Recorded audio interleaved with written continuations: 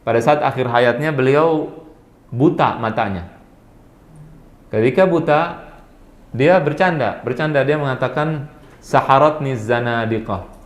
Orang-orang zindik itu menyihir aku. Karena dia sering melawan orang zindik. Sangat keras terhadap orang-orang zindik, terhadap ahlul bid'ah dan sebagainya. Beliau sangat keras terhadap mereka dan dia mengatakan pada saat buta, tapi bercanda, bahwa aku disihir oleh para orang-orang zindik, oleh musuh-musuhku disihir. Dan itu bercanda kepada muridnya Hasan al-Attar.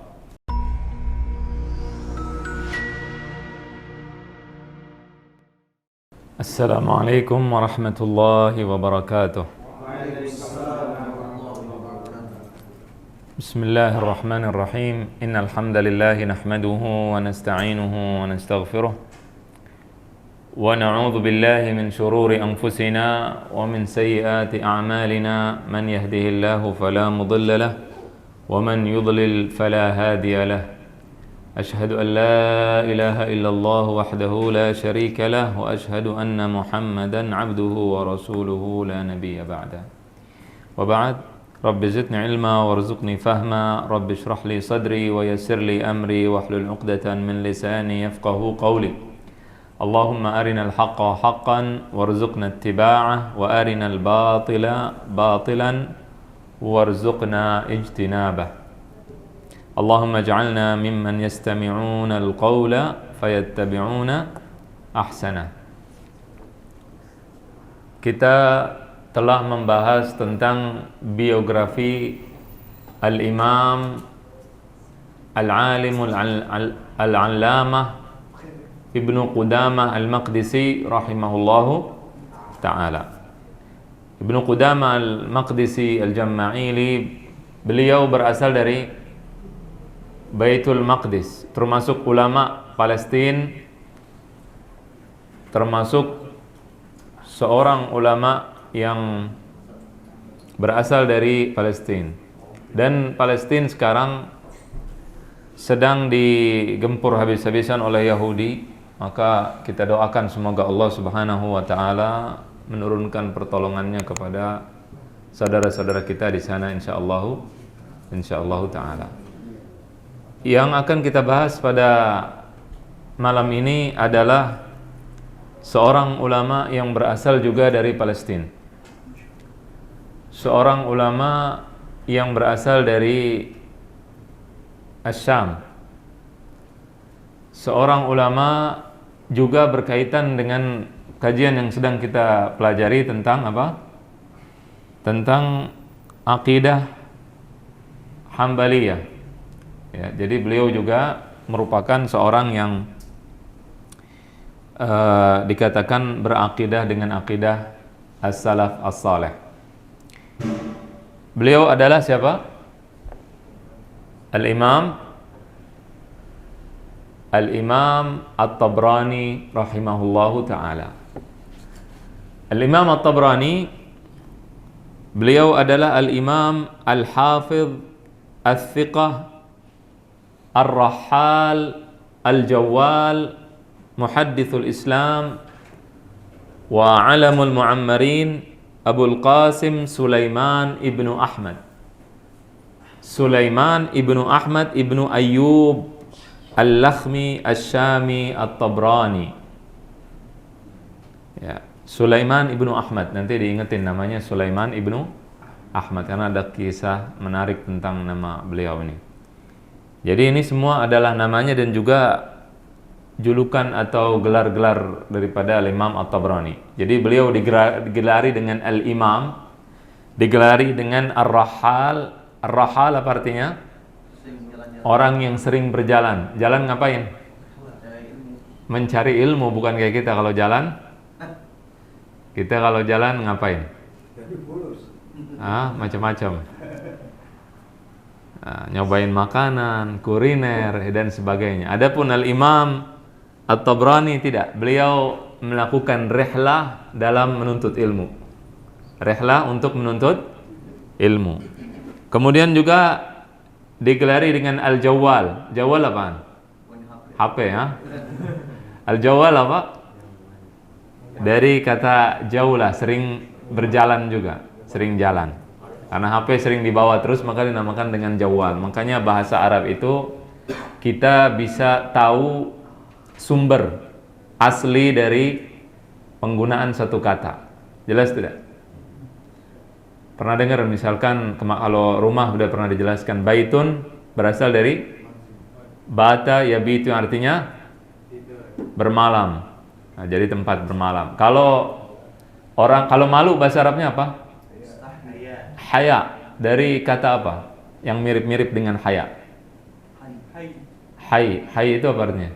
Hidup. Kenapa malu disebut dengan hidup?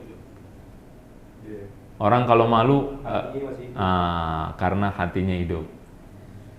Hatinya hidup maka disebut dengan malu. Kalau orang tidak ada malu, tidak punya hati, hatinya tidak hidup, sudah mati. Jelas tidak? Jadi bahasa Arab seperti itu. Begitu juga di sini al-jawwal bukan HP, bukan, tapi sering berjalan. Menuntut ilmu tentunya. Musnad ad-dunya. Beliau adalah seorang ahlul hadis yang terkenal dan merupakan ulama hadis yang paling masyhur pada zamannya. Ulama yang paling alim pada zamannya, muhaddithul Islam, termasuk ahli hadis dalam Islam. Beliau adalah Imam At-Tabrani. Kemudian juga beliau adalah pengarang kitab yang terkenal. Ntar akan kita bahas. Sahib Al-Ma'ajim Ats-Tsalatsah. Punya kitab 3 mu'jam. Mu'jam adalah kitab hadis yang di situ disusun atas nama sahabat Nabi. Atas nama sahabat Nabi atau atas nama guru daripada Al-Imam At-Tabrani. Ada Mu'jam As-Saghir, ada Al-Mu'jam Al-Kabir, ada Al-Mu'jam Al-Awsat. Dikatakan juga dijuluki dengan julukan Al-Hafidh.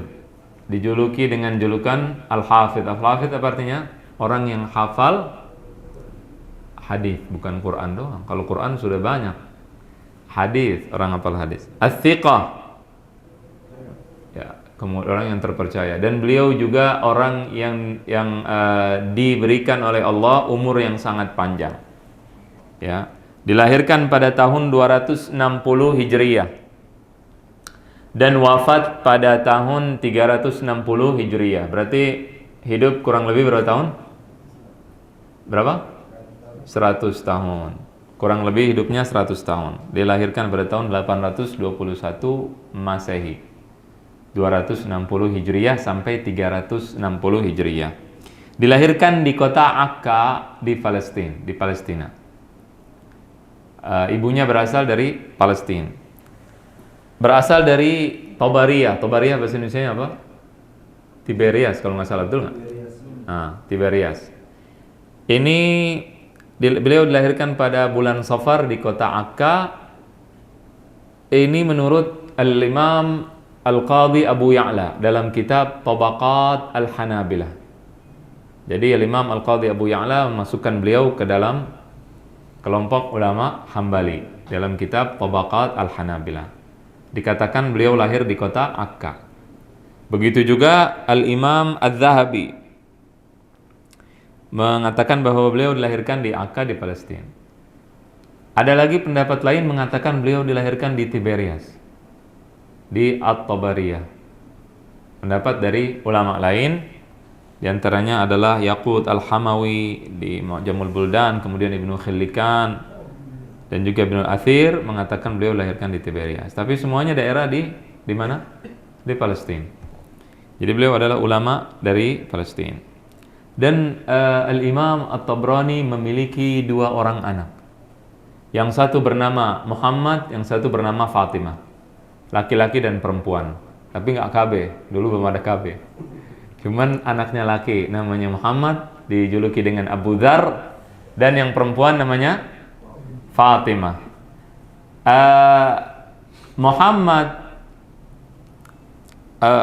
Fatimah merupakan anak perempuan dari Imam At-Tabrani. Itu diriwayatkan bahwa beliau hari ini puasa, besok tidak puasa. Puasanya selang-seling. Setiap hari puasa. Ini anaknya, bukan imamnya. Kita belum ngomongin imam. Tabrani. Ini anaknya namanya siapa? Fatimah. Jadi Fatimah ini puasa hari ini, kemudian besok tidak puasa. Selang-seling puasanya begitu. Masya Allah. Seperti mungkin di sini ada sebagian yang begitu mungkin. Kita nggak tahu. Mungkin. Allahu a'lam. Nah, ini adalah anak daripada Imam At-Tabrani rahimahullahu ta'ala. Ayahnya adalah seorang yang mencintai ilmu hadis. Orang yang belajar ilmu hadis juga. Ayah daripada Imam At-Tabrani. Bahkan beliau juga mencintai baca buku, suka membaca dan sebagainya. Siapa ini? Ayah daripada Imam At-Tabrani rahimahullahu ta'ala. Oleh karena itu maka ketika anaknya memiliki keinginan untuk belajar hadis, maka di sini ayah daripada Imam At-Tabrani memudahkan beliau untuk menuntut ilmu. Nah, ini merupakan pelajaran buat kita bahwa anak itu merupakan investasi kita yang terbesar. Jelas? Rasulullah sallallahu alaihi wasallam mengatakan, "Ana da'watu Abi Ibrahim." Aku adalah doanya bapakku, Nabi Ibrahim. Bapak yang keberapa? Bapaknya Nabi siapa namanya? Ibrahim? Muhammad ibnu Ibrahim? Siapa namanya? Abdullah. Muhammad ibnu Abdullah. Ibrahim yang di atas. Tapi doa daripada orang tua kepada anaknya bisa membuat anak itu menjadi besar, menjadi sukses dan seterusnya. Dan dalam surat Al-Kahfi, wa kana abuhuma salihah. Ayahnya adalah orang yang saleh. Ayah daripada siapa? Anak yatim yang antum tahu kisahnya. Pada saat Nabi Khidir datang masuk ke sebuah kampung, kemudian dia tidak diberikan makanan dan minuman. Namun dia bangunkan apa? Rumah yang hampir runtuh. Alasannya kata Allah, kana abuhuma salihan. Ayahnya saleh. Jadi dari ayah yang saleh itu, anaknya yang keturunan ketujuh dikatakan dalam sebagian tafsir itu dijaga oleh Allah Subhanahu wa ta'ala. Jelas tidak? Jadi ini merupakan pertanda bahwa kalau kita melakukan amal soleh sekarang, bisa jadi amal soleh itu akan menjadi berkah untuk turunan kita yang ke-7 atau yang ke-20 atau yang ke-9 atau yang langsung. Seperti Imam At-Tabrani, anaknya berkah karena orang tuanya. Begitu juga Imam At-Tabrani, berkah karena orang tuanya. Jelas ini? Nah, Imam At-Tabrani rahimahullahu ta'ala, beliau mulai mempelajari ilmu hadis pada saat umurnya 13-an tahun. Dia mulai mempelajari ilmu hadis pada saat umur berapa? 13 tahun. Kemudian dia pergi ke seluruh penjuru dunia pada saat itu. Pergi ke Irak, kemudian pergi ke Mesir, kemudian pergi ke Yaman, kemudian pergi ke Hijaz. Dikatakan kurang lebih beliau menimba ilmu selama 16 tahun atau selama 33 tahun menimba ilmu kerjaannya. Kalau tidak 16 tahun, 33 tahun. Tapi orang zaman dulu itu kalau keluar negeri nggak kayak kita. Dia sebelum keluar negeri belajar dulu di tempatnya sampai habis ilmu yang ada di tempatnya, sudah nggak nambah lagi, baru dia jalan keluar. Jelas tidak? Kalau kita sekarang sebagian, bukan semua, tapi ada orang yang jalan keluar negeri, lah di negerinya dia nuntut ilmu, wala di luar negeri dia nuntut ilmu, wala di sini wala di sana. Jelas tidak? Jadi kadang-kadang keluar negeri hanya nama saja, brand, tanpa ada ilmu. Kalau orang zaman dulu, para ulama zaman dulu tidak. Mereka belajar terlebih dahulu di tempat mereka, kemudian setelah dia menyerap ilmu para ulamanya, baru dia berjalan. Dan para ahlul hadis pada zaman dahulu itu, para ahlul hadis pada zaman dahulu mereka menganggap aib atau kurang baik atau kurang bagus kalau ada orang yang belajar hadis tapi tidak sampai pergi keluar untuk menuntut ilmu hadis. Tidak. tidak keliling, tidak jaulah. Istilahnya apa? Tidak khuruj. Tidak khuruj keluar nuntut ilmu ini, nuntut ilmu hadis. Tidak keluar dari tempat atau negaranya atau tempat tinggalnya. Jadi kalau dia tidak keluar, maka di sini kurang bagus. Ya, karena ahlul hadis ya'ibun. Mereka menganggap itu suatu hal yang kurang baik, kurang pas, kurang utama, kurang afdal. Dan beliau rahimahullahu taala memiliki ilmu yang sangat luas dan juga memiliki karangan-karangan yang sangat banyak. Kana wasi'al ilmi wa katsirat tasanif. Jadi beliau salah seorang ulama yang sangat produktif. Ulama yang produktif karena ilmunya yang sangat banyak. Beliau ketika ditanya tentang banyaknya hadis yang beliau riwayatkan, dia mengatakan, Al-Imam Tabrani mengatakan, kuntu anamu 'alal bawari. Aku itu tidur di atas al-bawari. Al-bawari artinya al-bariyah, artinya adalah tikar dari bambu. Tikar dari bambu. Dia tidur di situ, dalam riwayat dikatakan tidurnya selama puluhan tahun. Ngapain tidur di tikar itu? Belajar, ta'lim, ngapalin. Bukan cuma sekedar tidur di tikar, tidak, tapi tidur di situ karena tidurnya tentu tidak nyenyak karena sakit.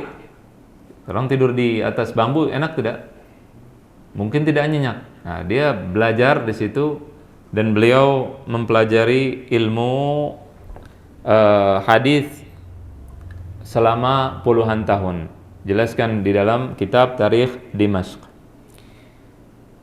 Imam At-Tabrani mengatakan juga dalam sebuah syair, beliau mengatakan, talabul hadithi madhallatun wa sagharu was-sabru anhu tanaddumun wa shanaru fasbir ala talabil hadithi fa innahu min ba'di dhullin izzatun wa waqaru. Al-Imam At-Tabrani mengatakan, orang yang mencari hadis atau menuntut ilmu itu, ketika menuntut ilmu di situ ada kehinaan. Artinya dia menghinakan dirinya, dia mengecilkan dirinya. Kalau orang mau menuntut ilmu tapi dia membesarkan dirinya, maka orang ini tidak akan mendapatkan ilmu. Ada dua orang yang tidak akan belajar ilmu, siapa saja? Yang pertama adalah orang yang tadi disebutkan, siapa? Barusan. Hai. Orang bukan yang nggak tahu malu, orang yang malu. Orang yang malu karena dia sudah merasa sudah tua, dia tidak mau lagi belajar, dia tidak mau lagi mendengarkan, dia malu belajar lagi, tidak bisa baca Al-Quran dan malu, maka dia tidak akan mendapatkan ilmu. Ada pertanyaan mau tanya, malu, maka dia tidak akan mendapatkan ilmu. Minggu kemarin Anda ngajar di sebuah tempat, sengaja ceramahnya, kajiannya tidak terlalu panjang, cuma 30 menit. Setelah itu pertanyaan, karena sebelumnya isunya bahkan banyak pertanyaan, pada mau nanya pada ini. Begitu dikasih sesi tanya jawab, nggak ada yang nanya, yang nanya dikit. Selesai pelajaran, kita pengen nanya sebenarnya, cuman isu dari orang lain. Anda dapat kabar itu, terus kenapa nggak nanya pada saat dibuka sesi tanya jawab? Malu. Jadi alasannya malu semuanya. Padahal sudah dibahas ini masalah malu. Jangan malu kalau mau belajar. Kemudian juga mustakbir, yaitu apa? Orang yang sombong. Kalau sombong, maka dia tidak akan mendapatkan ilmu. Di sini Imam At-Tabrani mengatakan orang yang menuntut ilmu hadis atau ilmu yang lainnya, di situ dia menghinakan dirinya dan juga mengecilkan dirinya. Ada di situ unsur menghinakan diri, harus merendahkan dirinya di depan gurunya. Jelas tidak? Kemudian kalau orang yang tidak mau untuk merendahkan dirinya atau untuk mengecilkan dirinya demi ilmu, maka dia akan menyesal nantinya. dan akan menjadi aib baginya. Orang yang nggak bisa baca Quran, sudah tua dan tidak mau belajar, maka dia merupakan aib bagi dia kalau sampai meninggal dia tidak bisa baca Al-Quran. Kemudian dikatakan maka sabarlah dalam menuntut ilmu hadis. Kenapa? Karena setelah kehinaan itu akan datang kemuliaan. Setelah kehinaan akan datang kemuliaan. Orang-orang yang belajar menuntut ilmu setelah dia terhina, tentunya terhina di sini terhina positif, bukan negatif. Jelas? Setelah itu dia akan menjadi orang yang mulia. Imam At-Tabrani rahimahullah diriwayatkan bahwa beliau melihat Rasulullah, mimpi bertemu dengan Rasulullah sallallahu alaihi wasallam berkali-kali. Juga beliau mimpi bertemu dengan Umar bin Khattab radhiyallahu anhu. Beliau pada saat sedang dalam keadaan gundah, ada masalah, didatangi oleh Umar bin Khattab. Orang soleh begitu, yang datengin orang soleh. Jelas? Ketika ada masalah, beliau mimpi dengan para sahabat Nabi sallallahu alaihi wasallam. Kemudian juga Al-Imam At-Tabrani adalah orang yang sangat mutawadhi, orang yang sangat tawadhu, dan juga di antara manaqib atau sirah atau sifat beliau adalah orangnya selalu bercanda, senang bercanda. Al-Imam At-Tabrani, Al-Imam Al-Kabir senang bercanda. Itu merupakan manaqib daripada Imam At-Tabrani.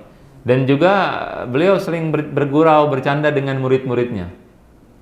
Pada saat umurnya sudah tua, pada saat akhir hayatnya beliau buta matanya. Ketika buta, dia bercanda, dia mengatakan saharatni zanadiqah. Orang-orang zindik itu menyihir aku. Karena dia sering melawan orang zindik, sangat keras terhadap orang-orang zindik, terhadap ahlul bid'ah dan sebagainya. Beliau sangat keras terhadap mereka, dan dia mengatakan pada saat buta, tapi bercanda, bahwa aku disihir oleh para orang-orang zindik, oleh musuh-musuhku disihir. Dan itu bercanda kepada muridnya Hasan al-Attar. Juga Al-Imam At-Tabrani rahimahullah ta'ala ini agak ada kaitannya dengan akidah, karena kita bahas akidah. Al-Imam At-Tabrani merupakan seorang ulama yang membolehkan tawassul kepada orang yang hidup atau orang yang mati. Boleh tawassul. Maka beliau di dalam kitabnya itu ketika menjelaskan tentang hadis-hadis Nabi sallallahu alaihi wasallam tidak menyebutkan hadis ini sahih, hadis ini tidak sahih, tapi begitu menjelaskan hadis tentang al-a'ma atau orang yang buta yang terkenal tentang tawassul, maka beliau mengatakan hadisnya sahih. Kemudian juga diriwayatkan di dalam sebuah kitab, kalau tidak salah kitab Ibnu Jauzi, kalau tidak salah ini ya. Di situ juga ada lagi yang lebih dari tawassul pada saat beliau berada di dekat kubur Rasul sallallahu alaihi wasallam. Itu merupakan riwayat dari Al-Imam At-Tabrani. Dan apakah Al-Imam At-Tabrani ini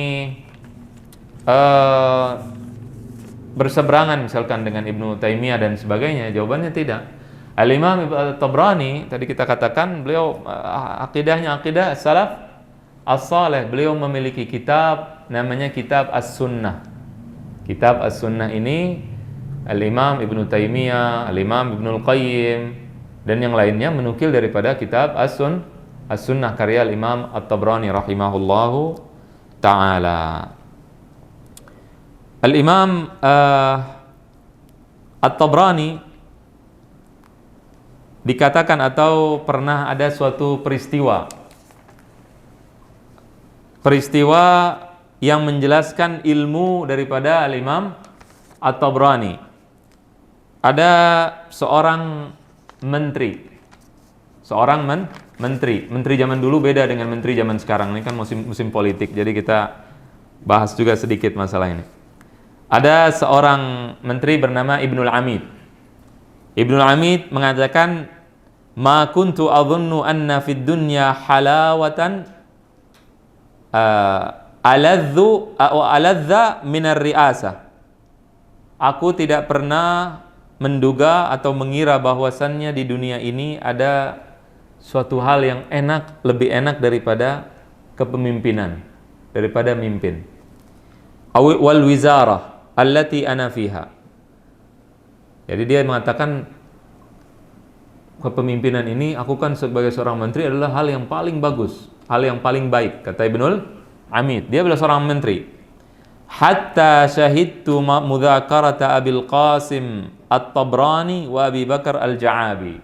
Sampai aku mendatangi diskusi yang terjadi antara Al-Imam At-Tabrani dengan Al-Imam Al-Ja'abi, Abu Bakar Al-Ja'abi, bihadrati. Fakana At-Tabrani yaghlibu Abu Bakrin bikathrati hifdhih. Al-Imam At-Tabrani mengalahkan Abu Bakar dengan banyak hafalan. Wa kana Abu Bakar yaghlibu bi fitnatihi wa dzaka'ih.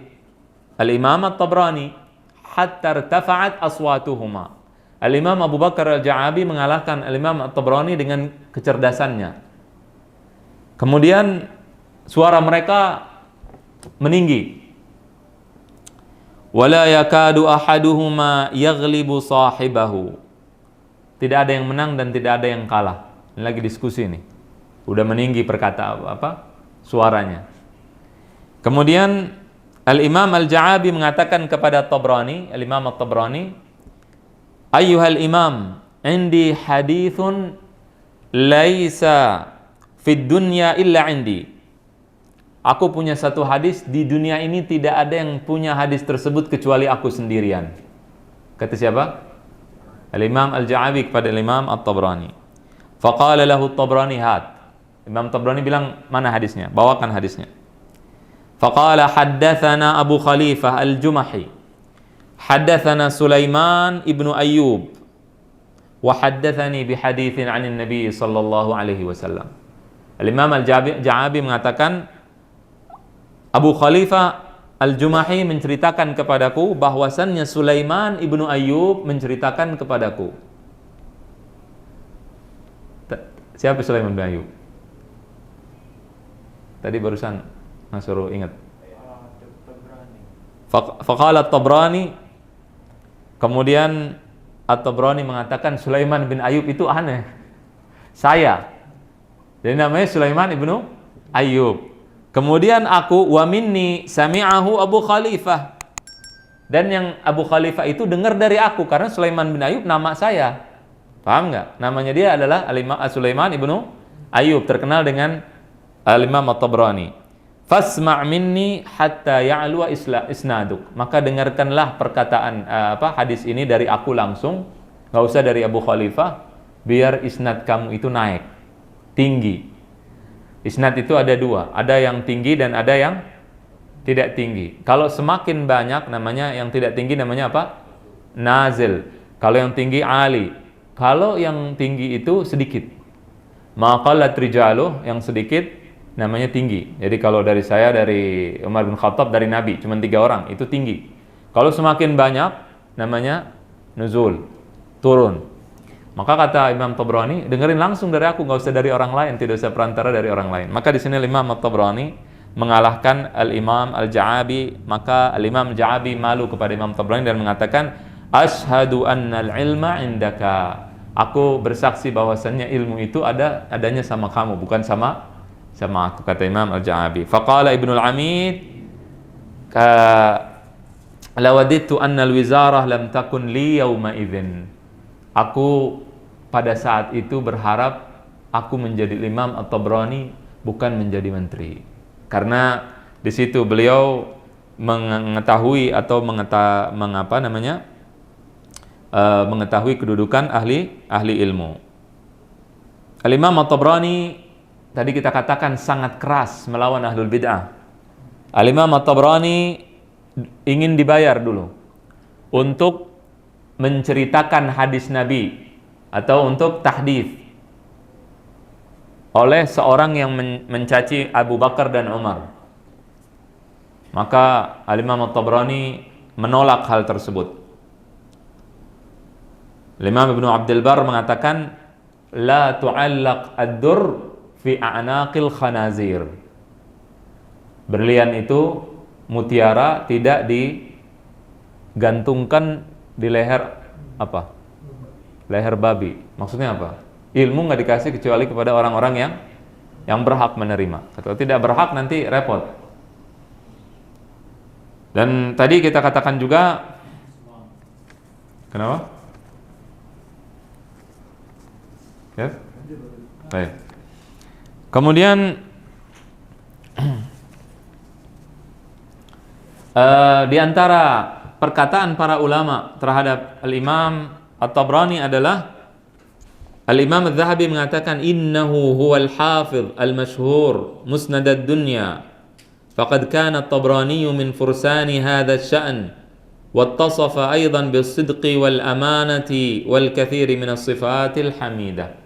Kata Al-Imam Az-Zahabi, beliau mengatakan bahwa Al-Imam At-Tabrani adalah seorang ulama yang terkenal, seorang yang memiliki sanad yang banyak di dunia, dan juga beliau merupakan ahli dalam bidang hadis dan juga memiliki sifat yang jujur, amanah, dan juga dengan sifat-sifat baik lainnya. Begitu juga Al-Imam Az-Zahabi memuji beliau dan mengatakan mazala hadithu Tabrani ra'ijan marghuban fihi hatta yaumina hadha. Hadisnya Imam At-Tabrani sampai saat ini terkenal dan juga disukai sampai detik ini. Dan juga dikatakan bahwasannya inna Tabrani huwa ashhar min an yudalla ala kathrati fadlihi wa sa'ati ilmihi faqad kana wasi'al ilmi wa kathiral muallafati wat tasanif. Imam Ibnu At-Tabrani dikatakan beliau lebih terkenal daripada kita tunjukkan atau kita jelaskan atau kita ceritakan keutamaan-keutamaannya dan juga keluasan ilmunya. Beliau adalah seorang yang sangat luas ilmunya dan sangat banyak karangan-karangannya. Kemudian juga dikatakan, tadi sudah kita jelaskan bahwasannya Imam At-Tabrani rahimahullahu ta'ala bertidur di atas tikar tadi. Beliau mengatakan laqad kuntu anamu 'alal hasir limuddati 30 sanah. Aku tidur di atas tikar bambu tadi selama 30 tahun. Selama 30 tahun menuntut ilmu. Tentunya di antara nama Allah adalah Al-Fattah yang membuka. Orang itu ada yang Allah gampangkan dan mudahkan dalam satu urusan. Dalam urusan menuntut ilmu misalkan. Ada lagi orang lain yang dimudahkan dalam harta. Ada lagi orang lain dimudahkan dalam salat, dalam ibadah, dalam puasa. Berbeda-beda, masing-masing orang berbeda-beda. Kullun muyassarun lima khuliqalah. Semua itu dimudahkan dengan tujuan dia diciptakan apa? Oleh karena itu ketika seseorang dimudahkan untuk melakukan misalkan sedekah, punya harta banyak, maka dia teruskan untuk bersedekah. Itu adalah pintu dia untuk menuju surga. Begitu juga orang yang senang dengan ilmu. Begitu juga orang yang suka puasa, orang yang suka ibadah, orang yang suka sholat dan seterusnya. Bukan sebaliknya, bukan saling menjelekkan atau menurunkan, tapi harusnya saling bersatu padu. Para ulama seperti itu. Jadi kalau zaman sekarang ada orang yang punya harta tapi dia pengen jadi ustadz, rusak nanti. Ustadznya karena juga kebutuhan, akhirnya dia juga mencari harta sehingga tidak fokus untuk mengajar dan juga untuk belajar. Akhirnya apa yang terjadi? Semua setengah-setengah, nggak kayak zaman dulu. Para ulama zaman dulu tidak seperti itu. Hanya sedikit orang yang bisa menggandeng antara harta dengan ilmunya. Karena sulit. Ketika orang belajar, maka dia akan memfokuskan seluruh kehidupannya untuk belajar. nggak mungkin dia membagi-bagi, sulit, agak sulit. Ada tidak? Ada. Abu Hanifah diantaranya, tapi sulit. Bahkan ada para ulama, insya Allah nanti akan kita bawakan ceritanya. Kita masih bicara tidak jauh-jauh daripada Imam Ahmad. Muridnya Imam Ahmad diantaranya orang yang kaya raya, tapi hartanya habis untuk beli kitab. Sini ada yang jualan kitab, insya Allah Farhan, dengerin nih. Hartanya habis untuk beli kitab. Sampai anaknya itu ketika akan meninggal, anaknya ketakutan, yang perempuan, takut nggak ada warisan. Kata bapaknya zaman dulu, jual ini kitab saya, lakunya sekian. Akan kita jelaskan, nggak usah disebut namanya supaya antum penasaran. Kemudian juga Al-Imam At-Tabrani memiliki berbagai macam karangan, karya. Tadi sudah kita jelaskan. Di antara karyanya adalah ada kitab tentang Isyratun Nisa, bagaimana berhubungan dengan An-Nisa, apa? Antum tahu? Perempuan. Kemudian ada kitab Imam Tabrani tentang doa, kitab tentang tafsir. Beliau juga seorang mufassir, punya ilmu dalam tafsir yang luas. Kemudian juga kitab Dalailun Nubuwah, tanda-tanda kenabian.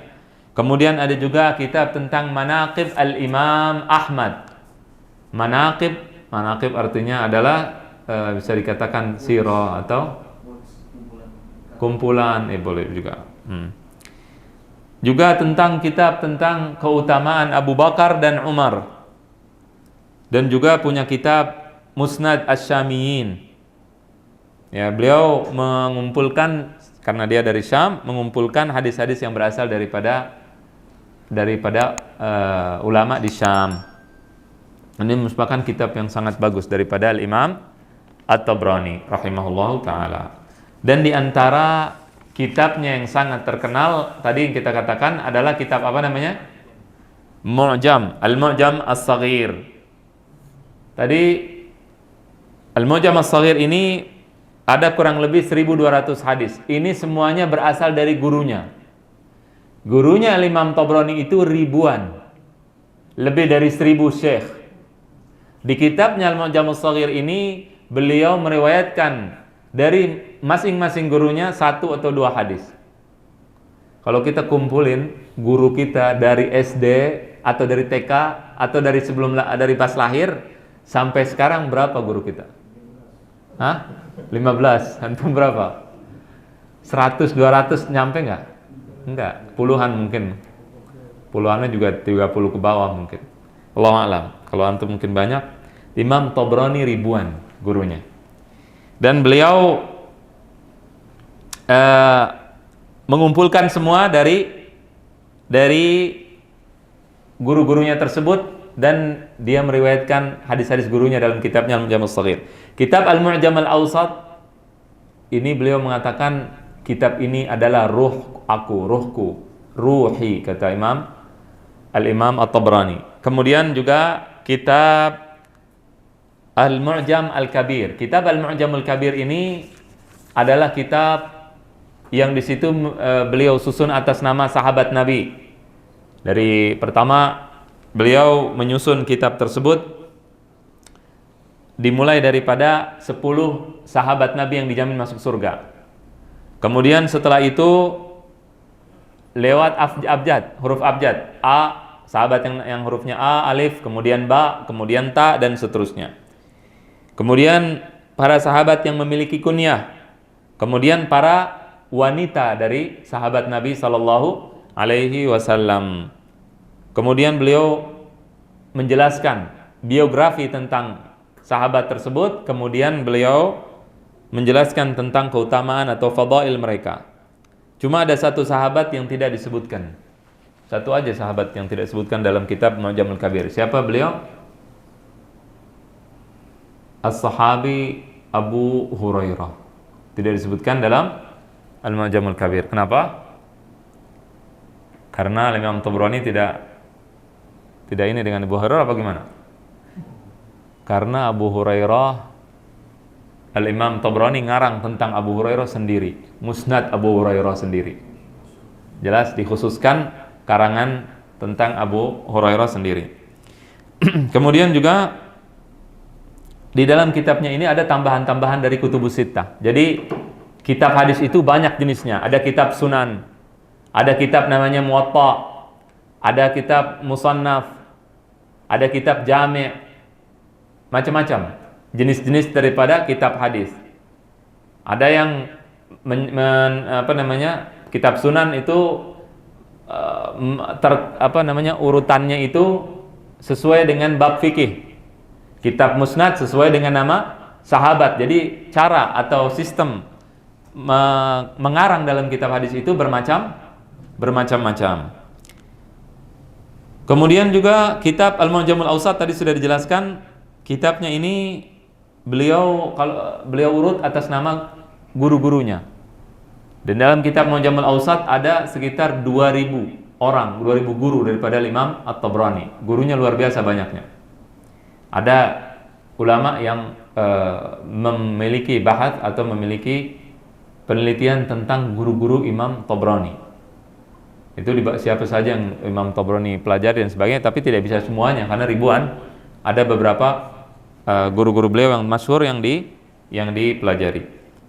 Kalau kitab Mu'jamul Shaghir tadi berisi tentang 1000 kurang lebih daripada Imam At-Tabrani rahimahullahu taala. Kurang lebih ini daripada biografi singkat dari Al-Imam At-Tabrani. Al-Imam At-Tabrani diakui keilmuannya oleh para ulama, seluruh ulama di masanya. Dan ada satu ulama yang memiliki apa bahasa Indonesianya? Selek.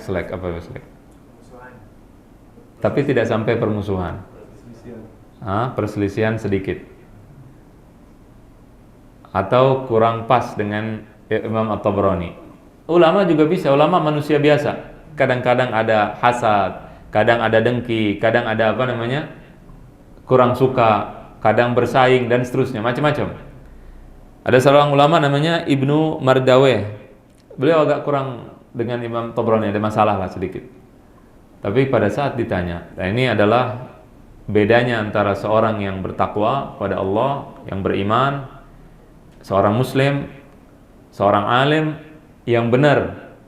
Pada saat dia punya penyakit tersebut atau ada hal-hal seperti itu, tentunya dia isti'adzah, dia berlindung kepada Allah supaya tidak terkena penyakit tersebut. Kemudian dia jujur dan amanah, tidak menjelek-jelekan orang dengan yang tidak ada. Jelas, ini penting, ini pelajaran penting. Al-Imam Ibnu Mardaweh, imam, ulama, ada muskilah dengan Imam Tabrani. Tapi ketika ditanya tentang Al-Imam Tabrani, bagaimana pendapatnya tentang beliau? Maka dia ditanya tentang hal ra'aita mithla Tabrani? Apakah kamu pernah ngelihat orang seperti Imam Tabrani dalam keluasan ilmunya? Jawabannya apa? Tidak. Dia tidak bisa bilang macam-macam. Tentu tidak semua orang sama seperti itu. Ini yang harus kita ikuti. Kita membicarakan tentang kisah para ulama. Tujuannya apa?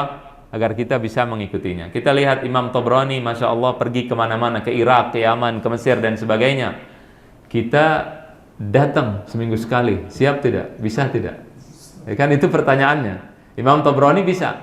Dan ada orang, sebagian orang nggak bisa dengar panjang. Ceramah panjang dia nggak bisa dengar. Ini hati-hati. Anda kemarin baru baca soalnya.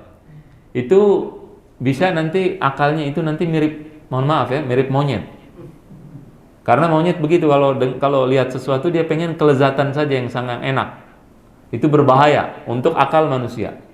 Jadi ketika seseorang itu melihat sesuatu, dia banyak mendengar yang panjang, maka akalnya terbiasa untuk fokus, terbiasa untuk bisa memahami suatu hal dengan utuh. Nah ini kita mau kayak gimana? Mau jadi akal kita seperti Imam Tabrani atau seperti yang antum yang melakukan? Jazakumullah khair. Subhanakallahumma bihamdik asyhadu an la ilaha illa anta astaghfiruka wa atubu ilaik. Wa sallallahu wasallam ala sayidina Muhammad wa ala alihi wa sahbihi ajma'in. Wassalamu alaikum warahmatullahi wabarakatuh.